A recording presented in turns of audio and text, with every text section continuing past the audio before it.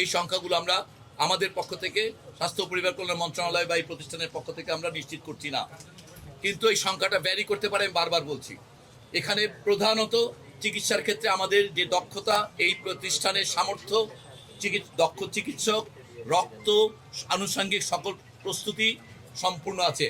এখানে প্রায় 9 জন লোক এই মুহূর্তে আইসিইউতে ভেন্টিলেট করা অবস্থায় আছে এবং আরও অনেক ভেন্টিলেটর এখানে এবং ঢাকা মেডিকেল কলেজে তাদের প্রয়োজন হলে সেগুলো প্রস্তুত করা আছে। রক্তের প্রয়োজনীয়তা সম্পর্কে একটি আপনাদের সকল মানুষের আবেগ জড়িত। অনেক অজস্র মানুষ রক্ত দান করেছেন বা আগ্রহ প্রকাশ করছেন। রক্ত মূলত প্রয়োজন হবে আগামীকাল থেকে, এবং এই হাসপাতালে সাফিসিয়েন্ট যে সকল গ্রুপের যারা এখানে আহত হয়ে এসছেন তাদের জন্য প্রয়োজনীয় রক্ত আছে।